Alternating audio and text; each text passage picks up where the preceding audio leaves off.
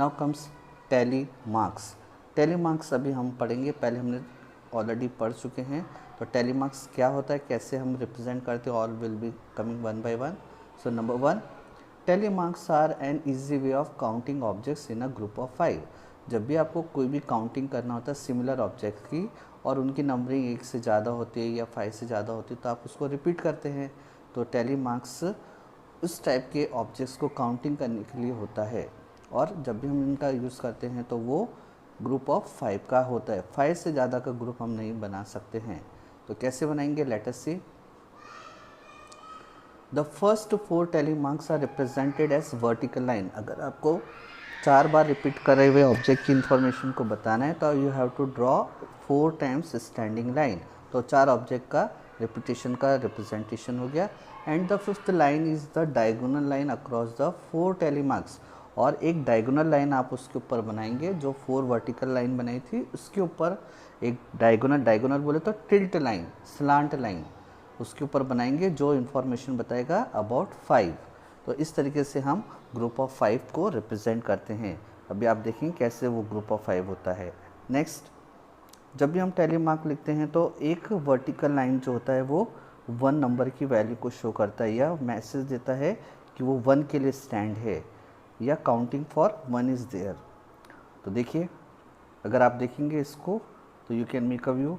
1 के लिए देखो स्टैंडिंग लाइन, 2 के लिए 2 बार स्टैंडिंग लाइन, 3 के लिए फिर से रिपीटेशन ऑफ 3 स्टैंडिंग लाइन, 4 के लिए 4 times standing line.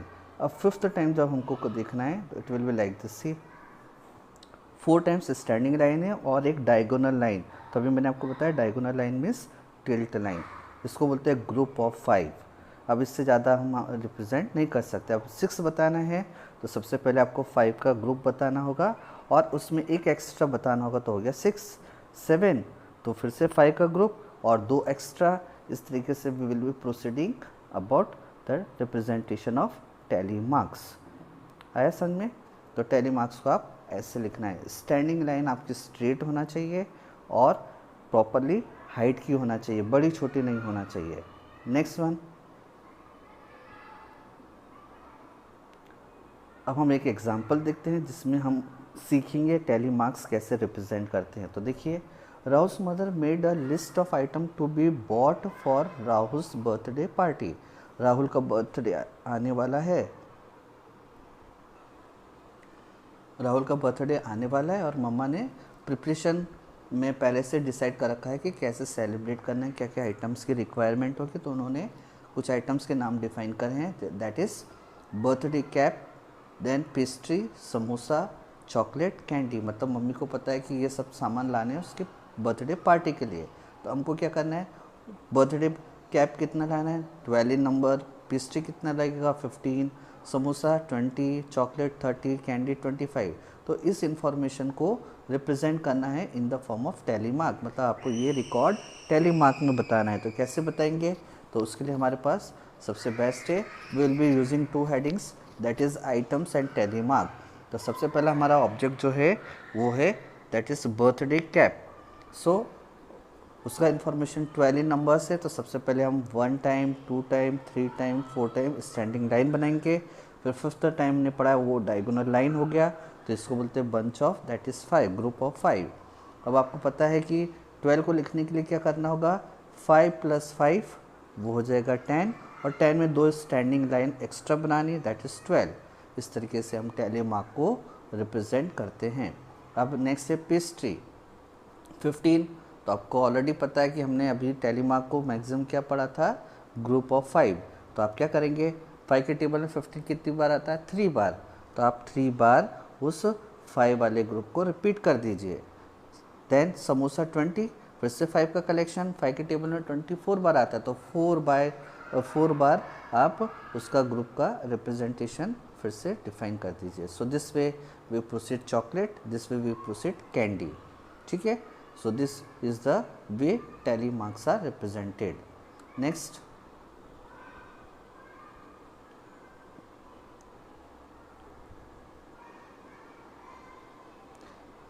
line graph. Already by the word it is clear, line graph means ऐसा ग्राफ जिसके अंदर कुछ लाइन जैसा रिप्रेजेंटेशन हम देखते हैं। तो लाइन ग्राफ क्या होता है, line graph is mostly use to show change over time, मतलब जैसे जैसे टाइम पीरियड चेंज होता है तो उसकी इन्फॉर्मेशन भी चेंज होगी, या तो बढ़ती होगी या कम होती होगी या सेम रहती होगी as a series of data point. तो जब आप लाइन ग्राफ को बताते हैं तो आपको क्या करना होता है, सीरीज़ बोले तो एक के बाद एक के बाद एक आपको उस इंफॉर्मेशन को डॉट के द्वारा रिप्रेजेंट करना होता है, ठीक है, connected by a line segment. और वो डॉट फिर हम क्या करते हैं, रूलर का यूज़ करके, पेंसिल का यूज़ करके हम स्ट्रेट लाइन बना देते हैं। और इस तरीके से जब हम सब पॉइंट्स को ज्वाइन कर देंगे तो हमें एक लाइन का रिप्रेजेंटेशन मिलेगा जो कि इंफॉर्मेशन को बताएगा, और उस टाइप के रिप्रेजेंटेशन को हम बोलेंगे line graph. Let us make a view here. एक एग्जांपल हम देखते हैं। यहाँ पर एक एग्जांपल में ये बताया कि a student is there whose height he has read in the school record, मतलब एक बच्चा है जिसने अपनी हाइट को स्कूल रिकॉर्ड में देखा, बड़े होने पर देखा। और उसने क्या देखा, जब मैं फर्स्ट क्लास में था तो मेरी हाइट 60 सेंटीमीटर थी, सेकंड स्टैंडर्ड में 70 थी, थर्ड स्टैंडर्ड में 80, फोर्थ स्टैंडर्ड में 100, फिफ्थ स्टैंडर्ड में 110, सिक्स स्टैंडर्ड में 130, फिर नेक्स्ट सेवन्थ स्टैंडर्ड में 140 और एट्थ स्टैंडर्ड में 160। उसने ऐसा रिकॉर्ड उसके अंदर देखा, तो उसने सोचा क्यों ना मैं इस इंफॉर्मेशन को अपने एक ऐसे ग्राफ के फॉर्म में रिप्रेजेंट करूं जिससे मुझे ये पता पड़ जाए कि जैसे जैसे मैं क्लास में आगे बढ़ रहा था तो मेरी हाइट भी बढ़ रही थी कि नहीं। तो see the information in the form of line graph. तो जब उसने इस इंफॉर्मेशन को लाइन ग्राफ में बनाया तो उसको देखो ऐसा रिप्रेजेंटेशन मिला। तो इस रिप्रेजेंटेशन को हम बोलते हैं दैट इज़ लाइन ग्राफ। तो जब भी लाइन ग्राफ को बनाना है तो उसके लिए हमको दो चीज़ की ज़रूरत होती है, एक्स एक्सिस और वाई एक्सिस। एक्स एक्सिस पर हम क्लास वाली इंफॉर्मेशन को बता रहे हैं और वाई एक्सिस पर हम हाइट को बता रहे हैं। Now how to define it, तो हमने 1, 2, 3, 4th स्टैंडर्ड को रिप्रेजेंट कर दिया इक्वल स्पेसिंग पर हॉरिजॉन्टल लाइन में, और वर्टिकल लाइन पर हमने उसकी जो हाइट है उसको 20 के मल्टीपल के फॉर्म में लिख दिया। अब फर्स्ट स्टैंडर्ड में वो 60 सेंटीमीटर का, तो 60 कहाँ पर आ रहा है, तो सी फर्स्ट स्टैंडर्ड का जो इन्फॉर्मेशन है उसको 60 से मैच करके डॉट लगा दो। सेकंड स्टैंडर्ड का जो इन्फॉर्मेशन है 70, फिर 70, 80 और 60 के बीच में आएगा तो वहाँ 70 को शो कर दिया। इस तरीके से हम हर इंफॉर्मेशन को डॉट के द्वारा रिप्रेजेंट करेंगे, तो उसको बोलते हैं line graph is mostly use to show change over time as a series of data point. ये जो डॉट लिखे ना वन आफ्टर अनदर, इसको बोलते हैं series of data point. Series of data point means collection of data points. और फिर हम इन डाटा पॉइंट्स को क्या करते हैं, स्ट्रेट लाइन से ज्वाइन करते हैं। पहले आप स्टार्टिंग के दो जो पॉइंट है उनको ज्वाइन करेंगे, फिर बचे हुए दो, फिर नेक्स्ट टू, फिर नेक्स्ट टू, फिर नेक्स्ट टू, फिर नेक्स्ट टू, फिर नेक्स्ट टू, ऐसे करके आपको जो पूरा रिप्रेजेंटेशन मिलेगा उसको बोलते हैं line graph. So this is all we have learnt about. Let us have a recall of the thing. तो पहला हमारा जो रिकॉल वाला पार्ट है उसमें हम टैली मार्क को देख रहे हैं, उसके अलावा हम फिर देखेंगे बार ग्राफ, और फिर उसके बाद हमने देखा दैट इज़ पाई चार्ट। तो ऑलरेडी बार ग्राफ में हमने क्या पढ़ा था, पिक्टोरियल रिप्रेजेंटेशन होता है डेटा का, और वो हम कैसे रिप्रेजेंट करते हैं, रेक्टेंगुलर बार्स में करते हैं जो कि हॉरिजॉन्टल या वर्टिकल हो सकते हैं। फिर दूसरा हमने क्या देखा था बार ग्राफ में, they are also known as bar chart, हम उनको बार चार्ट भी बोलते हैं। पाई चार्ट में हमने क्या पढ़ा था, पाई चार्ट को हम सर्कल के अंदर जो भी इंफॉर्मेशन होती है उसको डिफाइन करते हैं।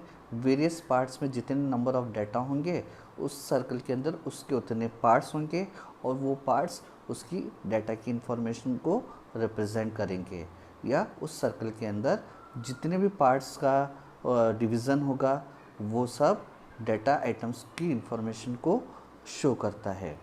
फिर टैली मार्क्स में हमने क्या पढ़ा था, टैली मार्क्स जो होता है वो हम काउंटिंग ऑफ ऑब्जेक्ट्स के लिए यूज़ करते हैं, जिसका ग्रुपिंग ऑफ 5 होता है। पहले 4 जो वो हम स्टैंडिंग लाइन में लिखते हैं, और फिफ्थ वाले को हम डायगोनल लाइन के फॉर्म में लिखते हैं। फिर लास्टली हमने पढ़ा था जब भी टैली मार्क हम यूज़ करते हैं तो 1 वर्टिकल लाइन 1 नंबर या 1 ऑब्जेक्ट के बारे में इंफॉर्मेशन शो करता है। Got it?